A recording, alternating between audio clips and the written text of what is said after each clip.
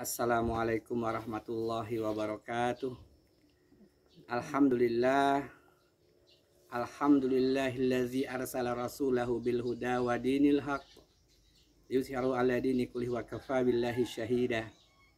Asyhadu an la ilaha illallah wahdahu la syarikalah wa asyhadu anna Muhammadan abduhu wa rasuluhu la nabiyya ba'dah. Allahumma shalli ala sayyidina Muhammad wa ala alihi wa man tabi'ahum bi ihsan ila yaumiddin, amma ba'd. Fa ya ayyuhal hadirun ittaqullaha haqqa tuqatih wa la tamutunna illa wa antum muslimun. Saudara-saudariku rahimakumullah, bersyukur kita kepada Allah Subhanahu wa taala yang telah melimpahkan berbagai macam nikmat kepada kita. Salawat dan salam semoga senantiasa tercurahkan kepada teladan terbaik kita, Nabi Muhammad sallallahu alaihi wasallam, pada keluarganya, kepada para sahabatnya, dan kepada pengikutnya yang setia dari awal hingga akhir zaman. Allahumma amin. Saudara-saudariku rahimakumullah, kita akan melanjutkan kajian kita tentang sifat-sifat kematian. Kita akan bahas pada sifat kematian bagian yang ketiga. Pada bagian ketiga ini, maka kita mengetahui bahwa sifat kematian dia merupakan puncak penyesalan kehidupan seseorang di muka bumi ini. Tidak ada rasa sesal yang paling tinggi, yang paling puncak, kecuali ketika seseorang sampai pada hari kematiannya. Sabda Nabi kita Muhammad SAW, "Ma min ahadin yamutu illa nadim." Tidak seorang pun yang sampai pada hari kematiannya kecuali dia menyesal, kata Rasulullah SAW. Para sahabat bertanya, "Qalu wala nadamatuhu ya Rasulullah." Ya Rasulullah, mengapa mereka menyesal? Lalu Nabi menjelaskan, qala in kana muhsinan nadim alla yakuna azdada. Sabda Nabi SAW, jika dia seorang yang baik, perbuatannya baik sampai pada hari kematiannya, dia menyesal mengapa tidak ditambah kebaikannya. Wa in kana musian nadim alla yakuna naz'a. Kemudian Nabi melanjutkan dengan kalimat, jika dia orang yang buruk perbuatannya selama ini, dia menyesal pada hari kematiannya, yang merupakan puncak penyesalan kehidupan dunia, yaitu dia menyesal mengapa dia tidak meninggalkan keburukannya.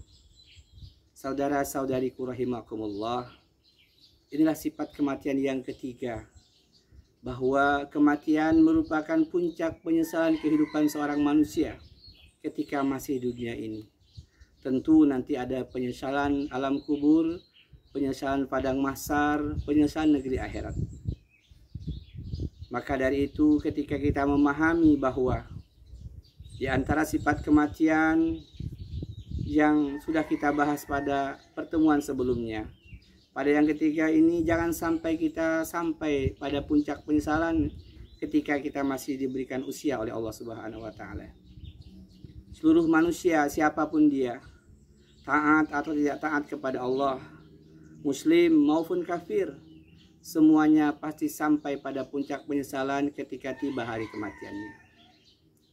Allah Subhanahu wa taala juga menjelaskan kepada kita dalam Quran surat Al-Mu'minun ayat 99 dan 100. Allah berfirman, Bismillahirrahmanirrahim, hatta iza jaa ahadahumul mautu qala rabbirji'un la'alli a'malu salihan fima taraktu kalla innaha kalimatun huwa qailuha wa min waraihim barzahun ila yaumi yub'asun. Firman Allah Subhanahu wa taala, hingga datanglah kematian kepada salah seorang di antara mereka. Lalu mereka berkata menyesali, ya Allah, tundalah kematianku. Tundalah kematianku ya Allah. Kembalikan aku ke dunia ya Allah. Dia menyesal ketika sampai maut menjemputnya. Dia ingin dikembalikan kepada dunia. Dia ingin kembali hidup. La'alli a'malu sholihan fima taraktu. Ya Allah, aku ingin mengerjakan amal-amal solih yang selama ini aku tinggalkan, aku abaikan. Inilah puncak penyesalan kehidupan dunia, yakni pada hari ketika kita akan berpisah dengan dunia ini, hari kematian kita. Kemudian Allah menjawab permintaan sang hamba ini dengan kalimat kalla innaha kalimatun huwa qailuha wa min waraihim barzahun ila yaumi yub'atsun. Apa jawab Allah Subhanahu wa taala? Sekali-kali tidak. Sesungguhnya itu hanya ucapan di mulutmu saja, hanya perkataanmu saja. Kamu sudah mendengarkan ceramah, kamu mendengarkan khutbah, kamu melihat temanmu, saudaramu, ayah bundamu pergi meninggalkan dunia ini, tapi tidak ada perubahan dalam dirimu. Lalu hanya kamu menyesal. Sekali-kali tidak, kata Allah, kamu tidak akan ditunda kematianmu.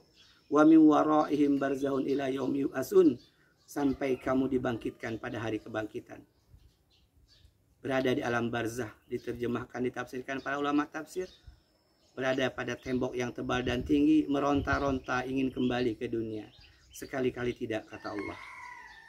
Saudara-saudari rahimakumullah, ini bukti yang disampaikan oleh Allah Subhanahu wa taala bahwa orang-orang kafir, orang-orang zalim, orang-orang yang enggan meninggalkan keburukan selama kehidupannya, dia menyesal.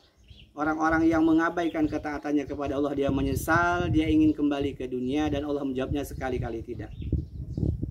Kemudian dalam Quran surat Al-Munafikun, Allah Subhanahu wa taala juga menjelaskan kepada orang-orang yang pelit.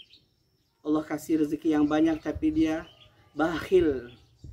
Allah ingatkan, wa anfiqu mimma razaqnakum min qabli ayyati ahadakumul maut fayaqula rabbi laula akhartani ila ajalin qarib wa as-sadaqa wa aku minas solihin wa la yu'akhirullahu nafsan idza jaa ajaluha wallahu khabirum bima ta'malun.